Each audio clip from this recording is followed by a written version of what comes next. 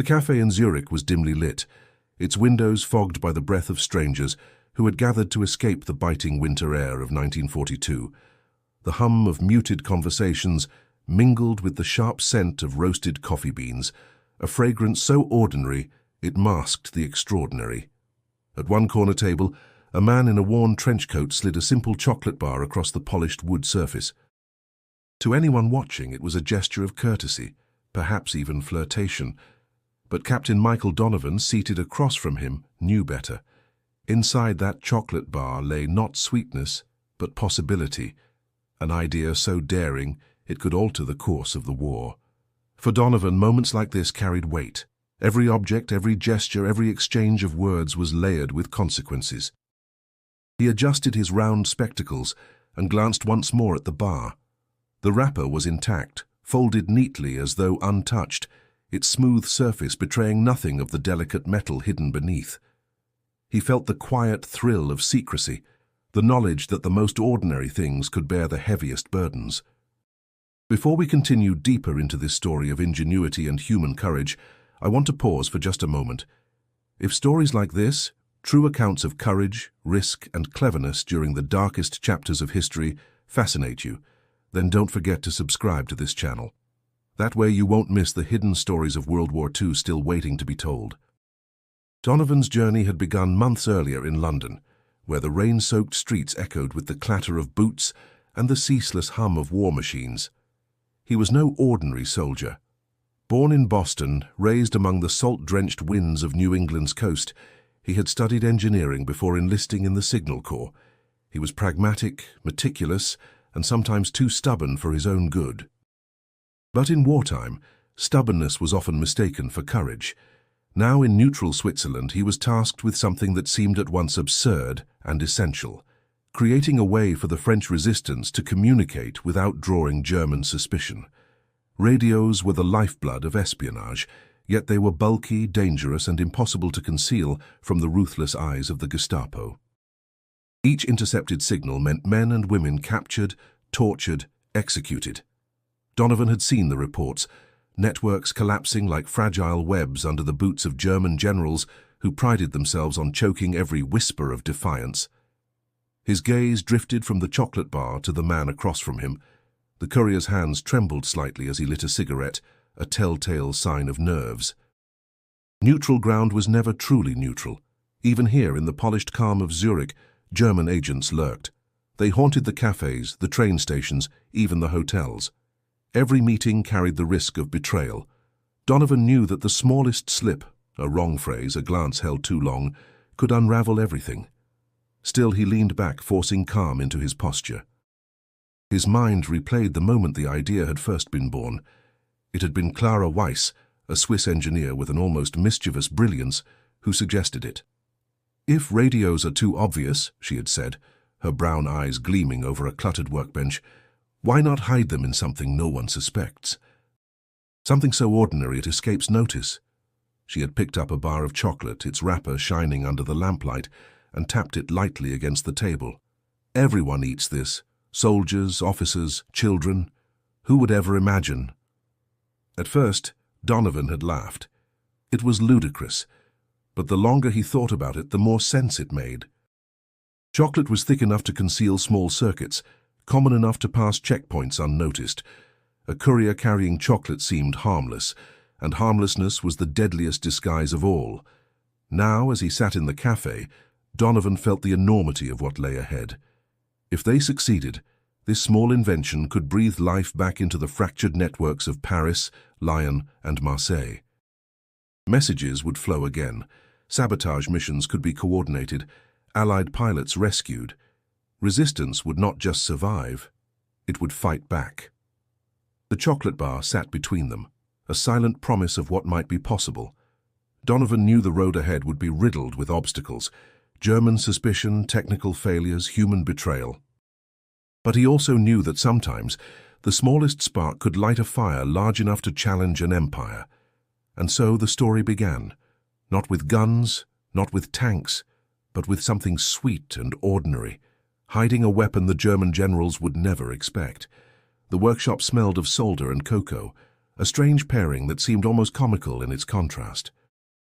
Clara Weiss leaned over the bench, her dark hair pulled into a knot, her hands steady as she adjusted the tiny coil with tweezers. Beside her, Donovan paced, his boots echoing against the wooden floor. He had always been a man of restless energy, but now the stakes demanded patience, and patience was not his strong suit. "You'll ruin it if you keep hovering," Clara murmured without looking up. Her accent carried the crisp edge of Swiss German, softened by years of studying abroad. Donovan stopped, rubbing his temple.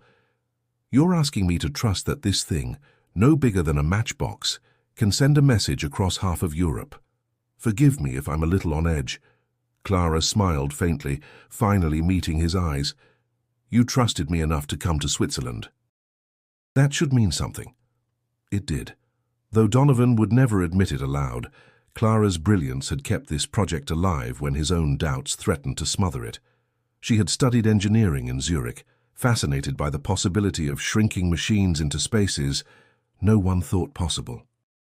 Now, with the war tightening its grip on every corner of Europe, her talents had found their sharpest purpose. On the bench lay a bar of Swiss chocolate, its wrapper peeled halfway open. Inside, nestled in a carefully carved cavity, sat the fragile beginnings of their radio. Wires thinner than a strand of hair curled like veins around a crystal set, and a tiny antenna folded neatly into place. Donovan leaned closer. "It looks delicate." "It is," Clara admitted, "but so is everything worth doing." She pressed the wrapper back into shape, her fingers moving with the precision of a surgeon. "The challenge is not building it. The challenge is making it survive." That was the truth.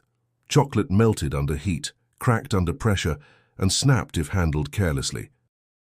Already 2 prototypes had failed, one reduced to a sticky mess after a courier kept it too close to his body, another ruined when the wires snapped during transport. Each failure weighed heavily, because every attempt risked discovery. The Gestapo didn't need much to justify an execution. "Henri doesn't have time for us to keep failing," Donovan said, his voice low. "His people are being picked apart piece by piece. We need to deliver something he can use." Clara straightened, brushing chocolate dust from her hands. "Then we refine it. We use stronger wiring, insulate it better, perhaps disguise the seams with a little extra cocoa. If the Germans look too closely, they see nothing but sweets." Donovan allowed himself a tight smile. "You make it sound simple. Simple things are always the hardest to perfect." The workshop door creaked open, and a cold gust of air rushed in. Elise Dubois stepped inside, cheeks flushed from the wind, her wool scarf flecked with snow. She was younger than Donovan had expected, with sharp eyes that carried more defiance than fear. Her husband Henri remained in occupied Paris, but Elise traveled freely enough between borders under the guise of visiting family. She placed a parcel on the bench. "From Zurich's best chocolatier," she announced. "My brother swore he had to chase away 3 children who tried to steal from his shop while I was leaving." Clara unwrapped the package, revealing neatly wrapped bars. She selected one and turned it over in her hands. "Perfect. Authentic wrappers, authentic chocolate. No soldier will question it." Elise's smile faltered. "And if they taste it," Donovan answered, his tone grim but steady, "then we make sure at least some of the bars are just chocolate, enough to keep suspicion low." The 3 of them stood in silence, the weight of their task pressing down. Outside, the muffled sound of a church bell marked the passing of another hour, another moment stolen by the war. Donovan looked at the chocolate bar with its hidden circuit and felt the enormity of their gamble. It was absurd, it was fragile, but it was also brilliant. If it worked, the resistance would have a lifeline. If it failed, the consequences would be unthinkable. The seed of an idea had been planted, and now, like all fragile things, it would have to grow in the harshest soil imaginable. The streets of Paris were shrouded in a grey stillness, broken only by the echo of boots striking cobblestones. German patrols moved like predators, their helmets glinting in the dim light of gas lamps. Shops stood half empty, shutters drawn, while citizens hurried along with lowered gazes, clutching ration bags as though they were shields. Beneath the city's weary silence, however, threads of defiance still pulsed. Henri Dubois stood in the narrow back room of a tailor's shop, running his hands through his thinning hair as frustration mounted. The map pinned to the wall was dotted with red circles, each marking the collapse of another resistance cell. His men were vanishing, some captured, some executed, others forced into hiding. And the reason was painfully clear. Without secure communication, the network was blind. He slammed his fist against the table. "We are fighting shadows with blindfolds tied over our eyes," he muttered. His voice was low, but it carried the sharpness of despair. A younger fighter, Jacques, shifted nervously. "Henri, we tried the radio again last night. The signal. It was too weak. It cut off before London could respond. I think they know we're compromised." Henri closed his eyes. The last attempt to reach their Allied contacts had ended in failure. Worse still, he suspected the Germans were listening. Every time the static crackled, he imagined Gestapo agents triangulating their position, waiting to pounce. The room grew heavier with silence until Elise's name passed his lips, spoken not aloud, but in thought. His wife, braver than anyone he knew, was risking her life beyond the city walls. Henri longed to believe she would bring back hope, but doubt gnawed at him. If she failed, if their couriers were intercepted, Paris would be left defenseless. "Henri," Jacques ventured, his voice faltering, "what if it's over? Perhaps we should scatter while we still can." Henri turned sharply, eyes blazing. "Scatter? And leave this city to them without a fight?" "If we scatter, we abandon every soul who looks to us for hope. No, Jacques. If we fall, it will not be because we surrendered. It will be because we fought until the last breath." The words steadied him, but only for a moment. He remembered the mission they had botched 2 weeks prior, a derailed train they had never managed to strike because the order came too late. A dozen men had been waiting with explosives, only to disperse when the message never arrived. Each wasted chance was another victory for the occupiers. Outside, the muffled notes of a German soldier's harmonica drifted into the night air, a mocking tune that pierced Henri's resolve. He clenched his jaw, reminding himself that despair was a weapon the enemy loved to wield. Yet even he could not deny the truth. His network was unraveling, and without a miracle it would snap completely. In Berlin, far from the silent struggle of Paris, German generals were already celebrating their tightening grip. Reports flowed into their offices, boasting of dismantled networks and captured agents. To them, the resistance was nothing more than a nuisance being methodically eradicated. They toasted to their success, certain no whisper of rebellion could escape their surveillance. But Henri knew something the generals did not. Courage had a way of surviving even in the darkest corners, flickering like a candle that refused to be snuffed out. If only they could find a way to send and receive messages again, to coordinate with precision instead of stumbling in the dark, then perhaps, just perhaps, the tide would shift. Henri sat down heavily, rubbing the bridge of his nose. If only there were a way to speak without speaking, he whispered to himself. To send truth hidden in something so ordinary that no soldier would think twice. The thought gave him no solution, only longing. But even in his despair, the seed of hope remained, faint yet alive. Somewhere beyond the walls of Paris, others were working, inventing, daring. He did not yet know it, but salvation was already being carved into something sweet, something unsuspected, something the Germans would never imagine. London's war offices were a labyrinth of papers, maps, and ceaseless murmurs, where the clatter of typewriters mixed with the constant ringing of telephones. Captain Michael Donovan sat across from Colonel James Rutherford, whose expression conveyed a mixture of skepticism and weariness. The colonel had seen countless innovations proposed, most of them impractical, some downright foolish. "So let me get this straight," Rutherford said, removing his spectacles and rubbing them with a cloth. "You want to hide radios in chocolate bars?" His tone was dry, almost mocking. Donovan straightened in his chair, refusing to flinch. "Yes, sir. The resistance in France is suffocating. Their radios are being seized or traced. If we give them something ordinary, something no soldier would question, we give them a chance to breathe again." Rutherford placed the glasses back on his nose and leaned forward. "Do you realize how absurd this sounds? We're fighting the most disciplined intelligence force in the world, And you're suggesting we rely on confectionery?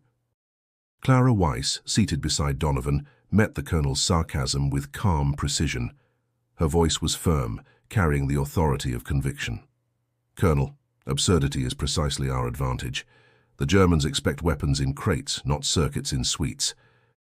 The very ridiculousness of it is what will make it invisible. Rutherford's gaze shifted to her. And you are? Clara Weiss, engineer. She folded her hands neatly on the table. I've already constructed 2 working prototypes. They need refinement, but the principle is sound. If the resistance can carry these across borders, communication lines could be restored within weeks. Rutherford gave a sharp laugh, more from disbelief than humor. You make it sound simple. It isn't, Donovan said quickly. We've already had failures. Heat damages the circuits, wires snap, chocolate melts. But every failure has taught us how to improve. Stronger insulation, better packaging, smaller components. We're closer than you think. The colonel tapped a pencil against the desk, his eyes narrowing. And what happens when one of these bars is broken open at a checkpoint? What happens when a German officer takes a bite and discovers wires in his teeth? Donovan's jaw tightened. Then the courier dies. That risk already exists with every message they try to send. At least this way the odds shift in our favor. The room fell into a heavy silence. Clara's calm expression did not falter, though Donovan could sense the tension coiled in her shoulders. They were asking for trust, for resources, and for time in a war where both were in short supply. At last, Rutherford sighed. You're asking me to gamble? Do you know how many gambles I've seen fail these past 3 years? Clara leaned forward, her voice quiet but unwavering. Colonel, sometimes the smallest things decide the largest wars. Do not dismiss this, because it comes wrapped in foil. The colonel studied her for a long moment. Something in her composure, perhaps the quiet certainty, perhaps the hint of desperation, softened his expression. He set the pencil down. One chance. That's all you get. Prove this ridiculous idea works, or I shut it down and reassign you both. Do you understand? Yes, sir, Donovan said, his relief hidden beneath clipped formality. Clara gave a single nod, her lips curving faintly into the ghost of a smile. As they left the office, the corridors buzzed with messengers and officers moving briskly, carrying orders that would shape battles across continents. For Donovan, however, the path narrowed to one fragile experiment hidden in chocolate. He felt the weight of Rutherford's warning pressing on his chest. Clara walked beside him, her stride quick and assured. One chance is all we need, she whispered. Donovan wanted to believe her, yet he knew that belief alone could not shield them from failure.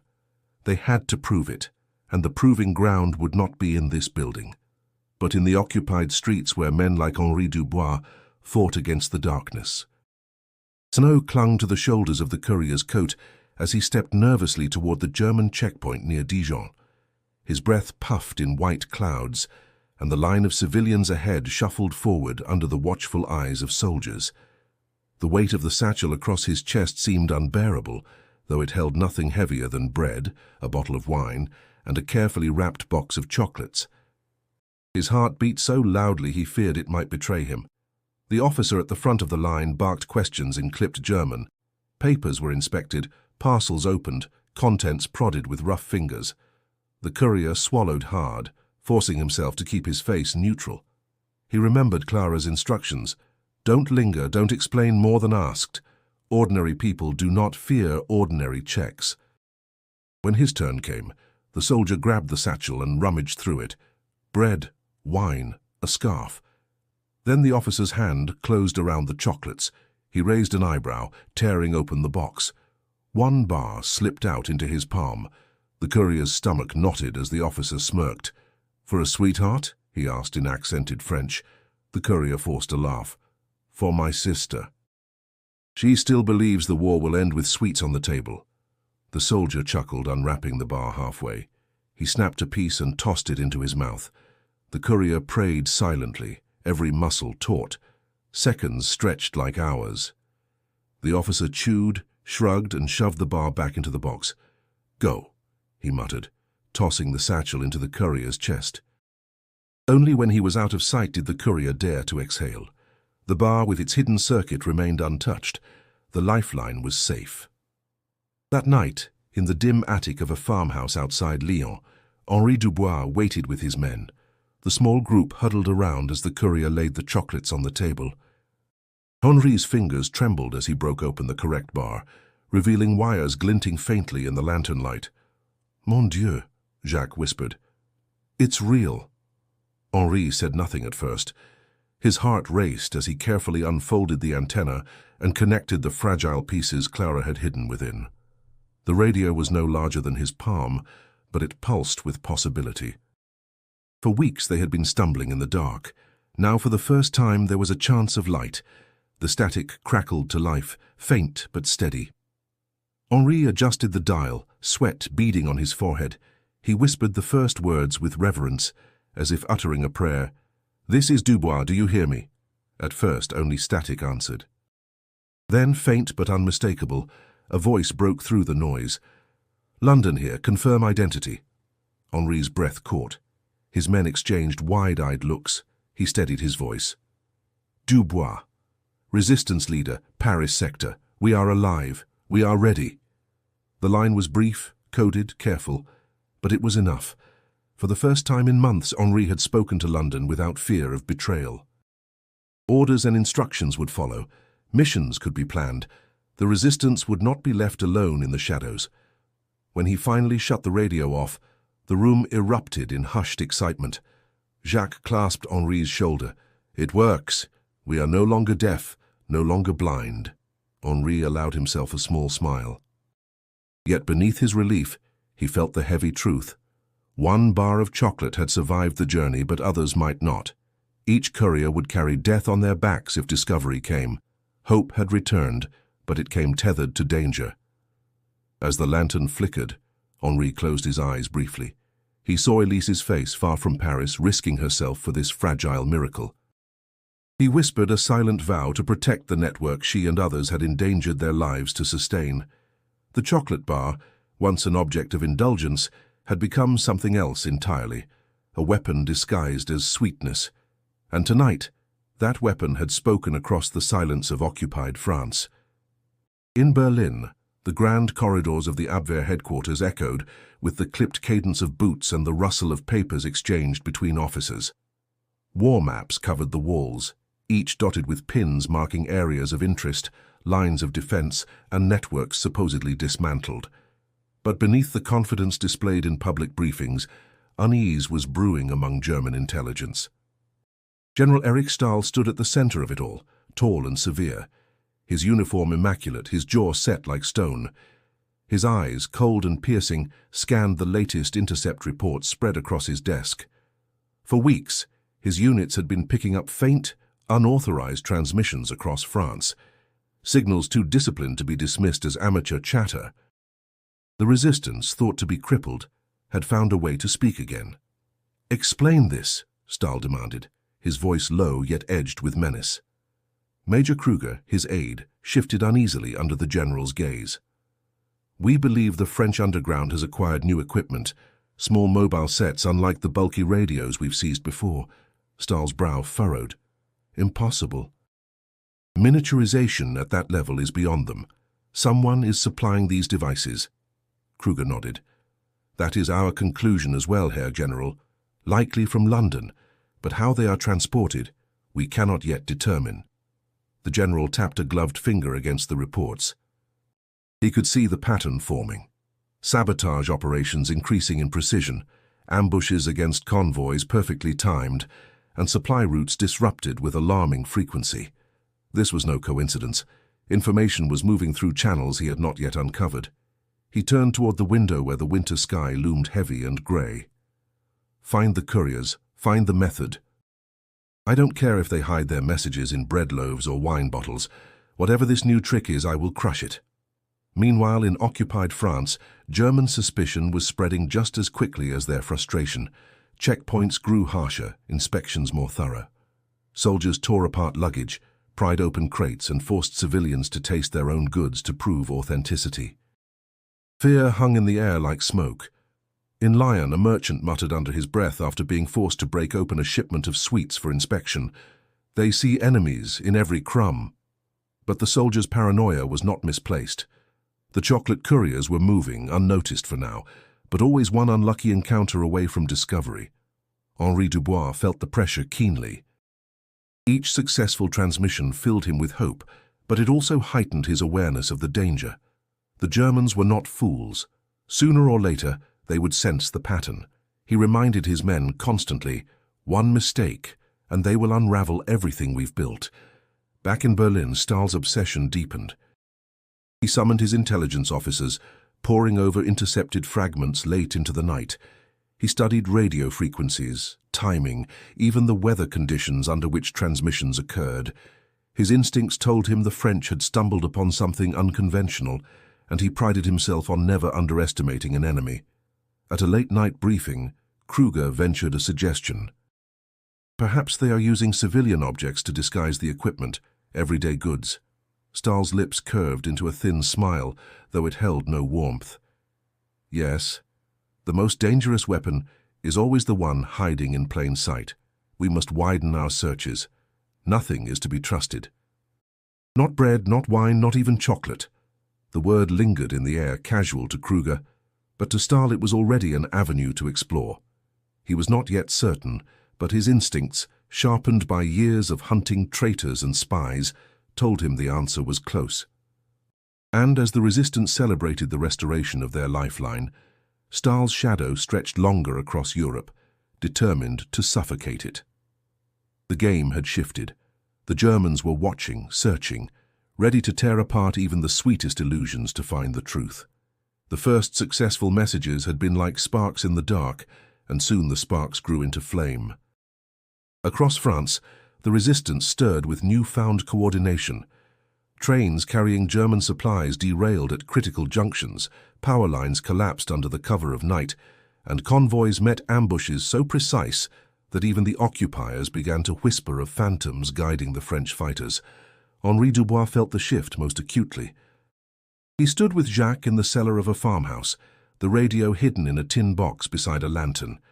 The crackle of London's reply filled the small room. A code phrase confirmed their transmission had been received, followed by new instructions. Henri scribbled furiously, his hand trembling not from fear but exhilaration. Jacques grinned. It's as if we have eyes again. They think we are finished, but we are stronger than ever. Henri's stern face softened into a rare smile. Hope is dangerous for them. They cannot kill what they cannot see. Every successful mission strengthened their spirit. Farmers in Burgundy diverted shipments of grain meant for German soldiers. A bridge in Normandy collapsed after explosives were placed at its foundation, delaying an entire regiment for days. Allied pilots, shot down over French fields, were guided safely across borders, thanks to instructions delivered through chocolate-wrapped radios. For Donovan, news of these victories reached him in coded reports at Allied headquarters. He read them late into the night, exhaustion in his bones but pride warming his chest. Clara often sat across from him, tinkering with the next design, her fingers stained with cocoa and solder. "They're making it work," Donovan said one evening, lowering the paper. "Every bar we risked has carried more than circuits. It's carrying the fight back to them." Clara nodded without looking up from her work. "That is why we must keep improving. Each success draws more eyes. We must stay ahead of their suspicion." Despite his relief, Donovan knew she was right. War was never static. Victories were fragile, bought at a cost, and always chased by danger. In Paris, Henri's men gathered in a candlelit basement to plan their next strike. Elise, recently returned, listened intently as her husband explained the message they had received. "A munitions train leaves from Reims in 2 nights. If we disable the tracks here," Henri pointed to a map, "we not only delay their supplies, we prove that our reach extends beyond this city." The room buzzed with anticipation. Jacques leaned forward. "And the radio? Will it tell London we succeeded?" Henri placed a hand on the small device. "Yes. It will carry our voice across the sea." But beneath the excitement, Henri carried a heavy truth. With every action, the risk grew sharper. The Germans would not ignore these setbacks for long. He remembered Stahl's reputation, merciless, calculating, and knew a hunter like him would already be searching. Still, Henri's resolve held firm. Better to fight and risk the trap than to wither in silence.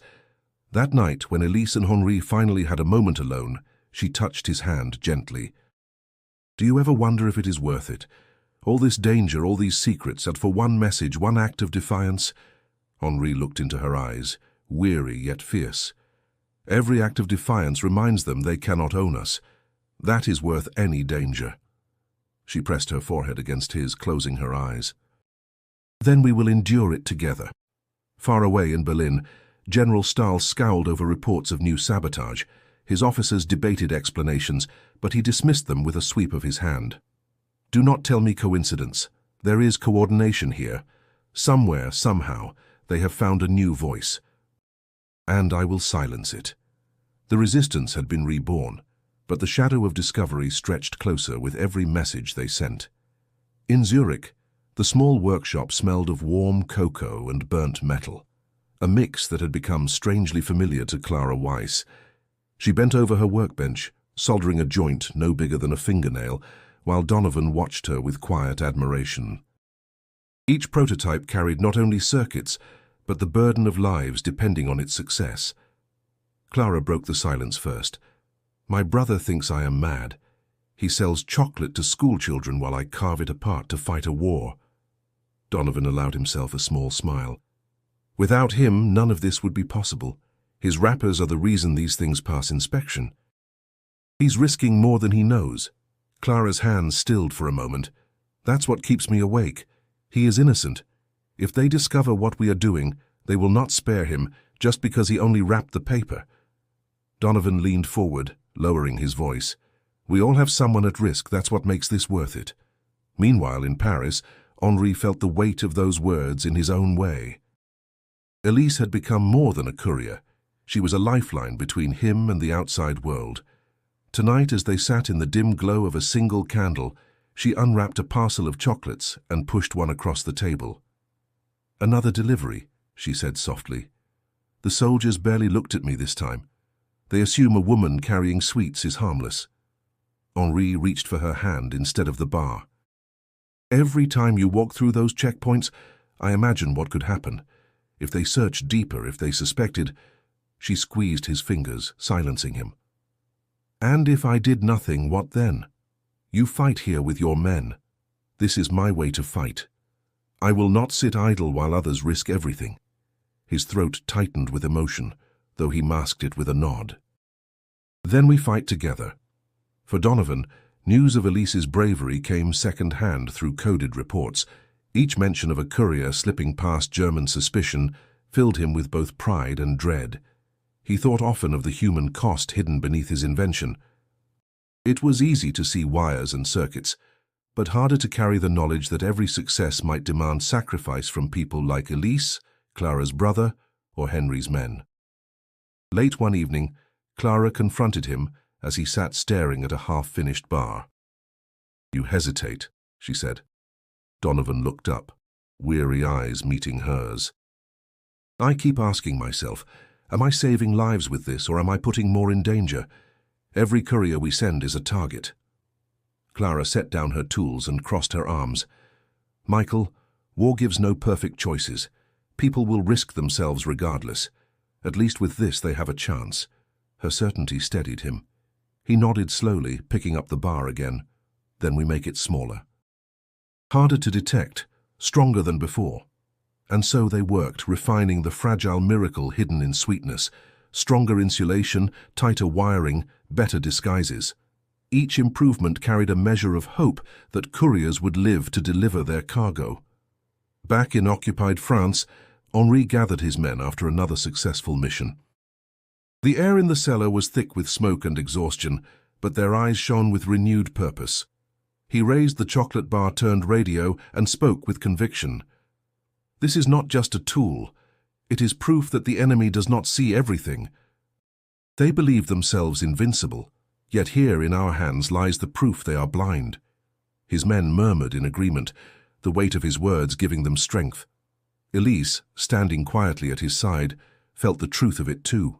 For all the danger, for all the fear, this tiny invention had given them something priceless, the belief that victory was possible.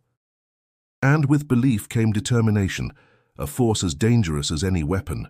The night air near Lyon carried the bitter bite of early spring, sharp enough to sting the lungs.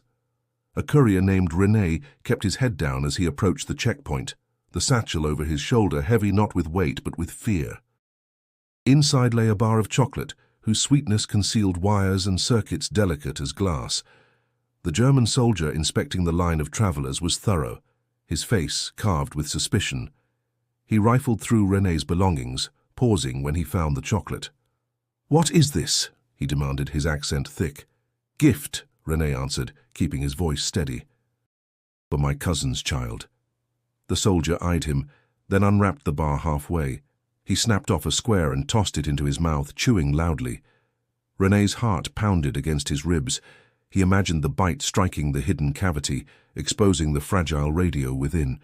His palms were slick with sweat. But luck favored him. The square the soldier ate was pure chocolate. The wrapper concealed the rest. After a long pause, the officer shoved the satchel back into René's hands. "Go," he muttered. René walked away, his legs trembling so violently he feared they might give out. Only once the checkpoint disappeared behind him did he allow his breath to escape. The bar, miracle intact, had survived. Back in Paris, Henri received the courier in a dim cellar. The resistance leader unwrapped the chocolate with trembling hands, relief flooding his chest when the radio glinted faintly under the lantern's glow. "You did well," Henri said softly. "You carried the voice of France on your back." René lowered his eyes. "I thought it was over. One more bite and it would have been finished." Henri clasped his shoulder. "That is the danger we all accept. But tonight, we prevailed. Still, not every mission ended so narrowly. Word reached Henri of another courier, caught near Rouen with chocolate among his belongings. Though the Germans found nothing unusual, they grew suspicious. Reports of phantom radios had reached their officers, and paranoia sharpened their searches. In Berlin, General Stahl studied these reports with growing obsession. He circled locations on his map, where sabotage coincided with strange intercepted signals. His intuition whispered of a pattern.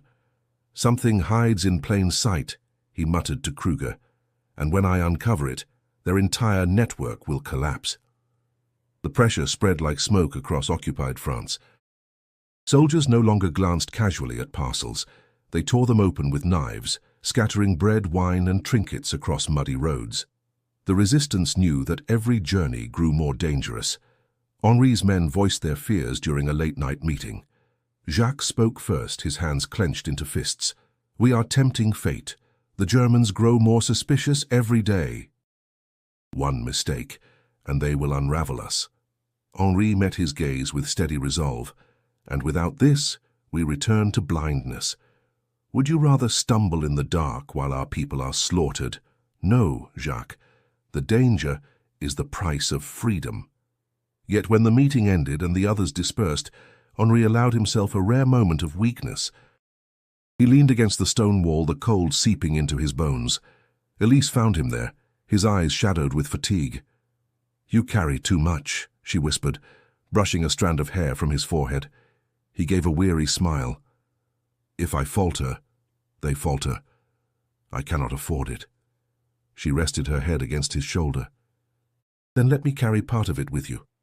Her warmth steadied him, but doubt lingered in his heart. He knew Stahl was hunting them, and with each narrow escape, discovery crept closer.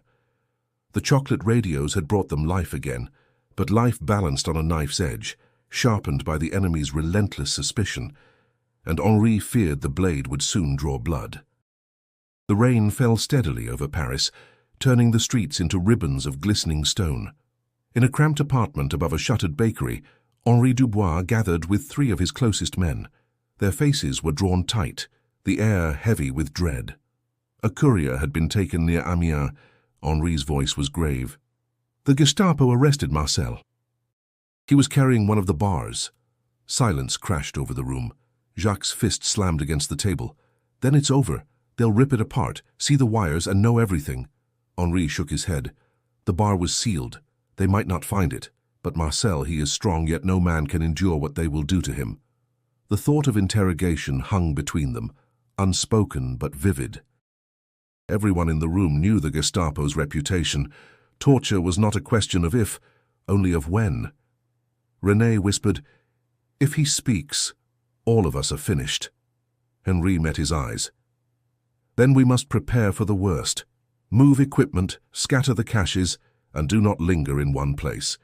Far away in Berlin, General Stoll leaned over a report freshly arrived from Amiens. A captured courier. Suspicious goods. The general's thin smile returned. "Finally, the thread we pull will unravel the tapestry." At the same time, Elise moved carefully through the city streets, blending among the crowds. She clutched her satchel tighter than usual, her mind racing with what Henri had told her. Marcel's capture meant that every journey carried double the risk. She had always known she might not return from her errands, but now the danger pressed closer, breathing down her neck. That evening, she found Henri alone by the window, staring out into the rain. "Do you believe he will hold?" she asked quietly. Henri's shoulders sagged. "I believe in Marcel's courage. But courage is flesh and bone, and flesh breaks." Her hand found his. "Then what will you do?" "I will not let this network die," he answered, his voice steadying with resolve. "If Marcel speaks, we adapt. If the Germans tighten their grip, we slip through their fingers. This radio is too important to abandon."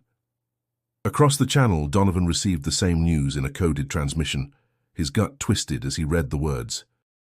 He slammed the paper onto the table, muttering, "Damn it, I knew this was coming." Clara looked up from her bench. "Captured?" He nodded. "One of Henri's couriers. The Germans are circling closer." Clara set her tools down, her expression calm but determined. "Then we must stay ahead. We refine the design, make it smaller, harder to detect. If they suspect chocolate now, we make them doubt their own suspicion." Donovan stared at her, frustration and admiration colliding in his chest. "You speak as though there's always an answer." "There must be," she said firmly. "Otherwise, every life we've risked has been for nothing." Back in Paris, Henri prepared his men for harsher days ahead. He gathered them in the cellar, their faces illuminated by the flicker of a lantern. "Listen to me," he said. "If the Germans tighten their grip, it means we've wounded them. They will come harder, but that is proof we are hurting them. Stand fast. Adapt. We will not break." Jacques looked at him, doubt shadowing his eyes. "And if we are betrayed?" Henri held his gaze without flinching.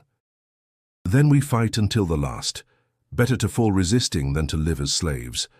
The men nodded, their fear tempered by his resolve. Yet even as Henri spoke with conviction, he felt the gnawing fear within. Marcel's silence, or his breaking, would decide everything. And somewhere in the darkness of a German cell a man endured, his fate intertwined with the fragile secret hidden in chocolate. The news spread like fire through Henri's network. German forces had seized several suspicious shipments moving through Burgundy. None had yet been proven to contain radios, but the seizures themselves were enough to send a chill down every spine. The Germans were casting their net wider, and it was only a matter of time before something was caught. Henri gathered his lieutenants in a cramped cellar, the damp walls sweating with the cold. The air was thick with unease. Jacques was the first to speak, his voice sharp. "They are closing in. They seize chocolate, wine, bread. It does not matter what we carry. Every parcel is treated as contraband." René nodded, his jaw tight. "And if they open enough bars, they will find one. Then all of France will burn." Henri stood at the head of the table, his hands gripping the wood until his knuckles whitened. "Do you think I do not see the danger? But abandoning the radios now is surrender. We cannot crawl back into silence." The men murmured, torn between fear and loyalty. Henri's gaze hardened. "We adapt. We move in smaller groups, change couriers constantly, vary our routes. And above all, we trust no one lightly. A single loose tongue will doom us." Even as he spoke, he knew trust was already crumbling. The Gestapo's interrogation of Marcel had planted seeds of doubt in every heart. Henri could not be sure how much had been revealed, or whether Marcel still resisted.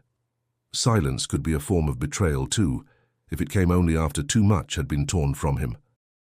Far away in Zurich, Donovan slammed a report onto the bench where Clara was working.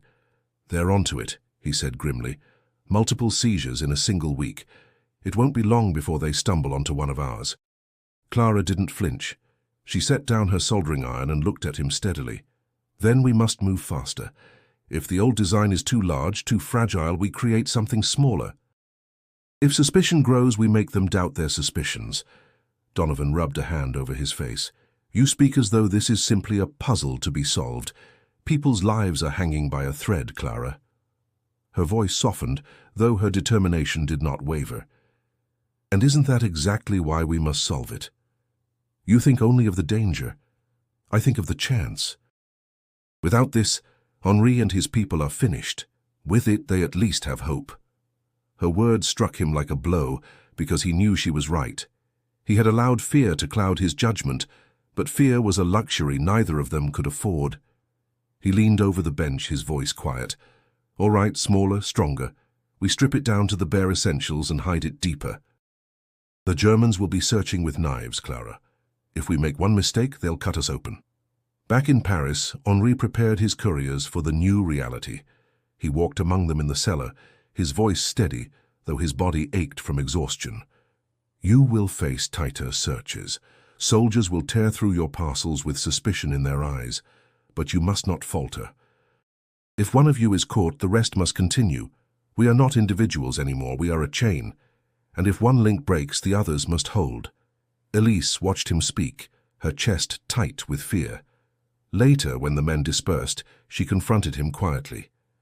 "How long can we keep this up? They are not fools. Even Stahl himself now watches for us. You cannot fight an obsession like his forever." Henri took her hands, his voice heavy but resolute. "No, but we can fight long enough for London to act, long enough for France to breathe again." His words gave her strength, though both knew they walked a path narrowing by the day. Each message they sent was another spark of hope, but also another beacon drawing the hunter closer. The night in occupied Paris was thick with fog, the kind that muffled footsteps and blurred the outlines of buildings. It was the kind of night Henri Dubois had prayed for, because tonight the resistance would attempt something bolder than ever before. The newest batch of chocolate radios had arrived, smaller and sturdier thanks to Clara and Donovan's relentless work. If they reached the right hands in Paris, the network could coordinate strikes across the region with precision unseen until now. Henri gathered his closest companions in the basement of a shuttered wine shop. Elise stood beside him, her satchel already packed with parcels. He traced the map spread before them with a trembling finger. "The radios must be delivered to our contacts across the city before dawn. If we succeed, we can guide operations that will cripple their transports." Jacques frowned. "And if we fail?" Henri's eyes hardened. "Then we may not get another chance." The plan was simple on paper, but perilous in reality. Couriers would fan out through the city under cover of night, each carrying a bar that looked harmless, sweet, and ordinary. Soldiers haunted the streets, and the Gestapo's patrols grew ever more ruthless. One misstep could unravel everything. Elise insisted on carrying one herself. Henri had argued against it, his voice sharp with fear, but she refused to relent. "Do not take this from me," she told him, her voice steady. "I am not made to sit in the shadows while others carry the weight. If we ask men to risk themselves, then I will risk myself too." Henri saw the fire in her eyes and knew there would be no convincing her otherwise. He kissed her forehead and whispered, "Then walk carefully, my love. For if you do not return, the fight in me will die with you." Later that night, Elise approached a checkpoint near the Pont Neuf. 2 German soldiers leaned lazily against the barricade, their rifles slung but ready. One of them straightened as she drew near. "What's in the bag?" he asked in French, his tone bored but sharp. "Chocolates," Elise replied, pulling a parcel from her satchel. She forced a smile. "For my cousin's birthday." The soldier raised an eyebrow, unwrapping the parcel just enough to see the neat foil beneath. His companion smirked. "We should check, perhaps take a taste." Elise tilted her head, feigning exasperation. "Then at least leave me a piece, or my cousin will know I came empty-handed." The soldier chuckled, breaking off a square and popping it into his mouth. He chewed, nodded approvingly, then tossed the parcel back into her hands. "Go on then. Enjoy your celebration." She walked away with steady steps, but her heart thundered in her chest. Only once she turned the corner did her hands begin to shake. She had carried death past their eyes and survived. At dawn, Henri and his men assembled in the cellar once more. One by one, couriers returned with their deliveries complete.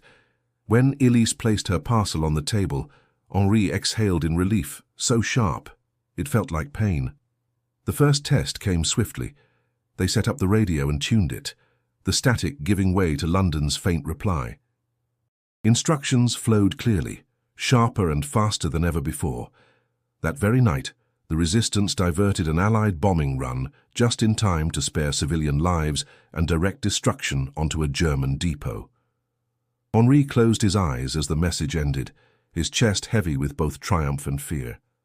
They had proven it could work, but he knew each success was a beacon calling Stahl closer. For now, though, victory tasted sweet.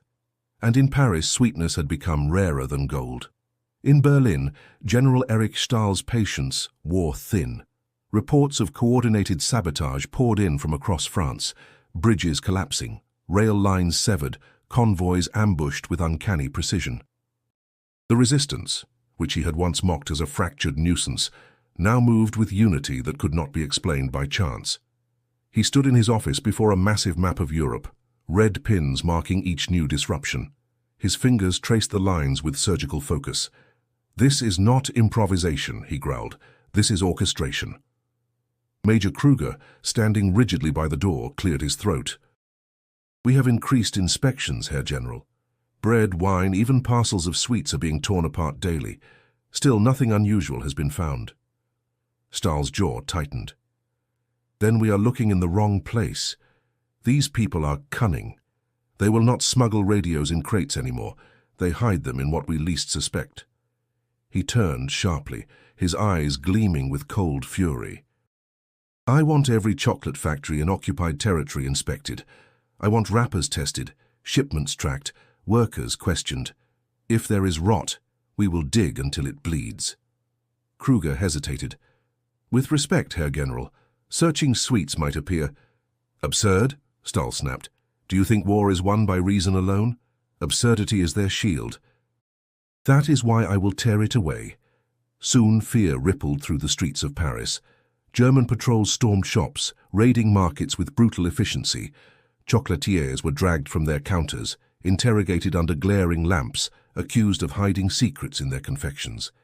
Mothers carrying sweets for their children were forced to unwrap them under the eyes of soldiers. The ordinary was no longer safe. Every bar, every wrapper became a potential noose. Henri Dubois felt the tightening noose with each passing day. In the cellar of the wine shop, he listened as couriers described inspections growing harsher. One young woman, pale with fright, whispered, "They tore my parcels apart. They forced me to eat what remained." If they had chosen the wrong bar, her voice broke, and Henri placed a hand on her shoulder. "You are alive," he said quietly. "That is what matters. But we must be more careful. The Germans are not fools. Stahl is circling us." Elise watched her husband as he spoke, seeing the exhaustion behind his eyes. Each word of encouragement cost him dearly, and yet he never allowed his men to see his fear. Later, when they were alone, she whispered, "How much longer before they discover the truth?" Henry's silence was answer enough. Across the channel, Donovan received intelligence of Stahl's new orders. He read the report aloud to Clara, his tone grim. "Factories raided, wrappers seized, workers interrogated. He's obsessed now. He knows something is hidden in sweets." Clara exhaled slowly, wiping her hands on her apron. "Then he is close. Too close." Donovan slammed his fist lightly against the table. "I should have known. It was only a matter of time before someone like him saw through the absurdity. Now every courier walks with death in their pocket. Clara met his gaze, calm but unyielding. Then we outpace him. We make the devices smaller still. We bury them deeper. Let him tear apart every bar in France. He will find nothing if we are clever enough. But even Donovan could not silence the weight pressing on his chest. He saw Stahl's shadow stretching across the map, and he knew the general's obsession would not waver until something broke. Back in Paris, Henri clutched one of the radios, its fragile wires glinting in the lantern light. "This tiny thing has shaken an empire," he whispered, "and now the empire hunts us with teeth bared." Elise took his hand, her voice steady despite her fear. "Then let it hunt. We are not prey. We are the voice it cannot silence." Yet both of them knew the truth. With every success, the danger grew sharper. Stahl was closing in, and the shield of absurdity that once protected them was beginning to crack. Spring of 1944 brought with it a restless energy across occupied France. The countryside seemed alive with whispers, every farmhouse cellar, every dim cafe corner humming with preparations. Allied landings were rumored to be imminent, though no one knew the date or the place. What they did know was this: when the day came, the resistance had to be ready. Henri Dubois gathered his closest fighters around the cellar table, a new map spread before them. Candlelight flickered across their tired faces. He tapped the map with firm conviction. "London has sent us instructions. The radios have given us what we needed. Details of German troop movements, supply depots, weak points in their infrastructure. We are to strike in coordination, disrupting them the moment the invasion begins." Jacques leaned forward, his eyes wide with both excitement and fear. "This is it then, the beginning of the end." Henri nodded. "But we must act with precision. If we waste our strength too soon, we risk losing everything." Elise, seated quietly at his side, spoke with calm determination. "The people are ready. They whisper of freedom in the markets, in the fields. If we show them that resistance lives, they will rise." Henri placed a hand over hers, drawing strength from her presence. "Then we will give them reason to rise." Meanwhile, across the channel, Donovan received the latest coded reports from Paris. He sat with Clara in their cramped office, fatigue etched into his face but a glimmer of pride breaking through. "They're preparing for the invasion," he said, scanning the messages. "Our radios are making it possible. Every strike, every act of sabotage, they're lining up with Allied plans." Clara allowed herself a rare smile. "Then the absurd idea you carried here has become something greater than either of us imagined." Donovan chuckled softly. "I only carried it. You gave it life." Her smile faded, replaced by the serious edge he had come to know well. "Do not romanticize it, Michael. Every bar is still a risk. Every courier who walks through a checkpoint carries their death in foil. Do not forget the cost." He nodded, sobered by her words. "I never forget." Back in France, the resistance tested their coordination. A message sent through Henri's radio instructed fighters near Caen to sabotage railway lines. Within hours, explosions tore through tracks, delaying German reinforcements. Another message guided a unit in Brittany to attack a fuel depot, setting the night ablaze and starving convoys of precious supplies. Each success was small in itself, but together they wove a pattern of disruption that shook the occupiers. Henri watched his men return from missions with smoke on their clothes and determination in their eyes. "We are not shadows anymore," Jacques declared proudly. "We are a storm." But Henri tempered the jubilation with caution. "Do not mistake success for safety. The Germans will strike back harder. We must endure until the Allies arrive." Elise found him later, alone by the cellar steps. "You speak as though you carry the world on your shoulders," she whispered. He sighed, leaning against the cold stone wall. "Perhaps I do. If we falter now, every life lost before this moment will have been wasted." She touched his cheek gently.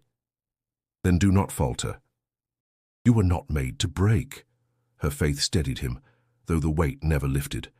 Across Europe, General Stahl grew increasingly frantic. Reports of sabotage multiplied, each coinciding with Allied radio chatter he could not fully intercept. He slammed his fist against the map in fury. They are coordinating with London. I feel it in my bones. Something passes beneath our noses, hidden where we least expect. But time was slipping from his grasp. The invasion drew closer with each passing day, and the voices carried by Chocolate were guiding the blades poised to strike at the Reich. June 6, 1944.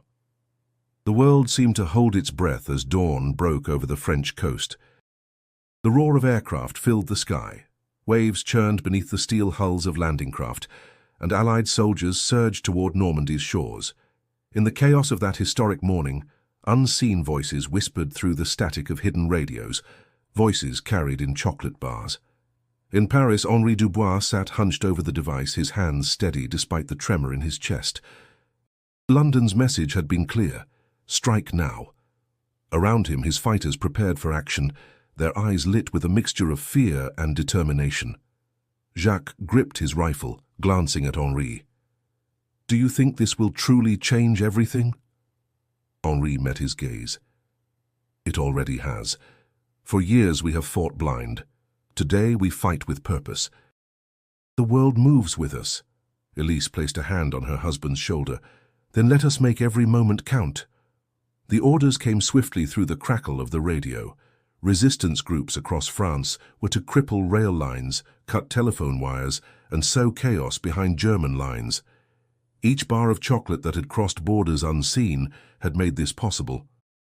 And so, as Allied boots struck the sand of Normandy, French saboteurs struck in unison. Explosions ripped through bridges and supply depots. Trains derailed in fiery crashes. Convoys found themselves ambushed on country roads, where moments before the night had seemed quiet. Confusion reigned among German commanders, who struggled to understand how such precision had emerged from a resistance they believed broken. In Berlin, General Stahl received the flood of reports with growing disbelief. He slammed his hand against the desk, rage searing through him. "This is no coincidence. They are guided, directed."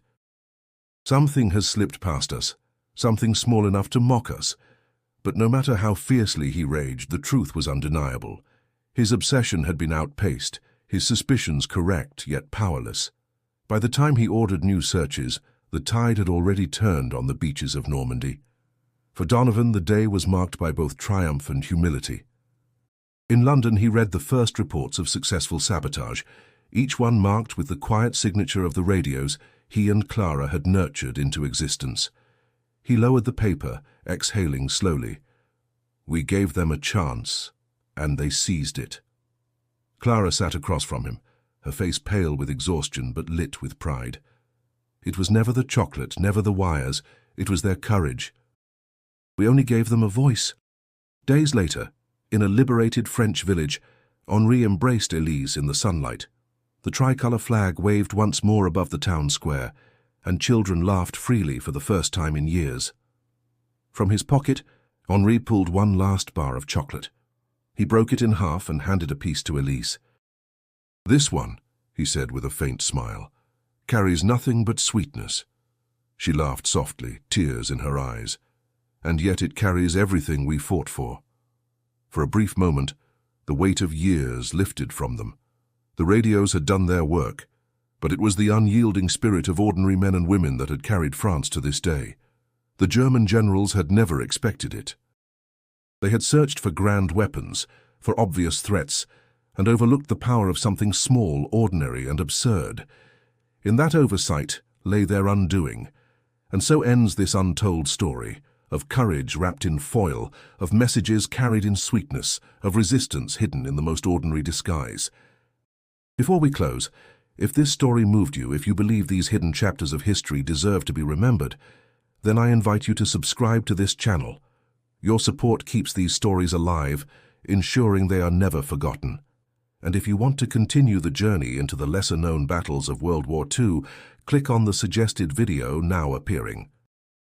Another tale awaits you, different but just as extraordinary.